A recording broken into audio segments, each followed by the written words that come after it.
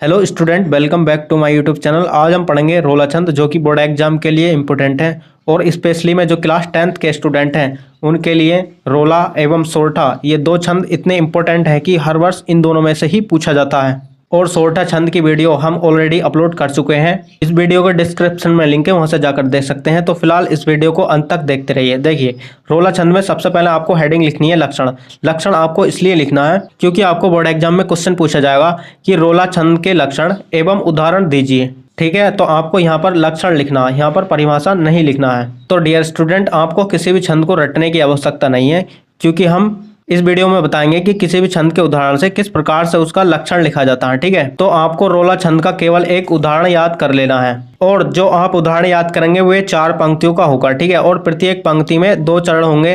कैसे? आप इसमें देख रहे होंगे कि प्रत्येक पंक्ति में इसमें बीच में कोमा लगा है, इसको यति कहते हैं। ठीक है, इसमें स्टार्टिंग से इस कोमा तक इसका ये पहला चरण है। ठीक है, और इस कोमे से बाद का ये इसका दूसरा चरण है। ठीक है, इस प्रकार से प्रत्येक पंक्ति में 2-2 चरण होते हैं। देखिए, किसी भी छंद के लक्षण में सबसे पहले आपको मात्रिक छंद के बारे में लिखना होता है। मात्रिक छंद क्या होता है इसको देख लेते हैं।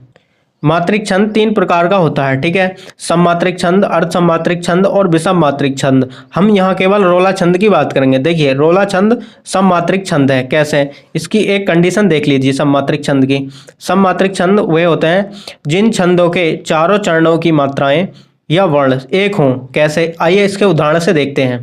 तो डियर स्टूडेंट, इस उदाहरण में हम सबसे पहले इन मात्राओं को देख लेते हैं, वे किस प्रकार से लगी हैं और इन मात्राओं को क्या कहते हैं। ठीक है, देखिए, आपको जो एस की तरह इस प्रकार से सिंबल दिख रहा है इसको वक्र रेखा यानी कि गुरु कहते हैं। इसमें 2 मात्राएं होती हैं। ठीक है, जो आपको एक की तरह इस प्रकार से सिंबल दिख रहा है इसको खड़ी रेखा यानी कि लघु कहते हैं। इसमें 1 मात्रा होती है। ठीक है, इसमें 2 मात्रा होती है और इसमें 1 मात्रा होती है। देखिए, अब हम इसके प्रत्येक चरण में मात्राओं को काउंट कर लेते हैं। ठीक है, देखिए 1 2 3 4 5 6 7 8 9 10 11 इस प्रकार से इसके पहले चरण में 11 मात्राएं हैं। ठीक है, और दूसरे चरण में देखें तो 1 2 3 4 5 6 7 8 9 10 11 12 13 इसके दूसरे चरण में 13 मात्राएं हैं। ठीक है, यदि आप इसकी दूसरी पंक्ति में काउंट करेंगे तो पहले चरण में 11 मात्राएं और दूसरे चरण में 13 मात्राएं हैं। ठीक है, ठीक इसी प्रकार से तीसरी पंक्ति में और चौथी पंक्ति में 11 और 13 मात्राओं के विराम से 24 मात्राएं होती हैं। ठीक है,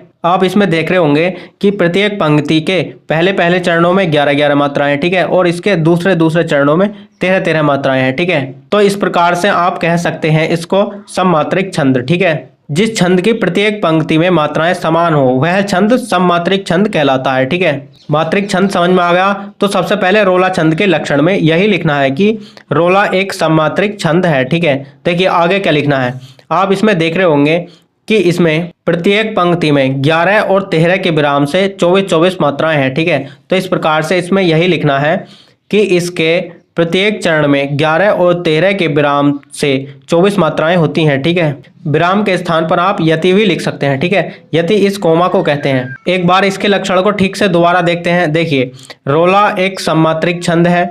इसके प्रत्येक चरण में 11 और 13 के विराम से 24 मात्राएं होती हैं। ठीक है, तो डियर स्टूडेंट, अब इसके उदाहरण को देख लेते हैं कि इसमें किस प्रकार से ये मात्रा लगी है। ठीक है, देखिए, इस वीडियो में हम इन मात्राओं को लगाना नहीं सिखाएंगे क्योंकि हमने ऑलरेडी एक वीडियो अपलोड की है जिसमें इन मात्राओं को लगाने के नियम बताए हैं और साथ में मात्रिक छंद के बारे में भी बताया है। ठीक है, तो इस वीडियो का डिस्क्रिप्शन में लिंक है, वहां से जाकर देख सकते हैं या डायरेक्टली हमारे चैनल पर जाकर व्याकरण वाली प्लेलिस्ट से देख सकते हैं। मैं गारंटीड कह सकता हूं कि उस वीडियो को देखने के बाद आप किसी भी छंद के उदाहरण में मात्रा लगा सकते हैं। तो उस वीडियो को अवश्य देखना। अब देख लेते हैं इसके उदाहरण को। देखिए, इसका उदाहरण है जीती जाती हुई जिन्होंने भारत बाजी, निज बल से बल मेट विधर्मी मुकुल कुराजी, जिनके आगे ठहर सके जंगी न जहाजी, है ये वही प्रसिद्ध छत्रपति भूप शिवाजी।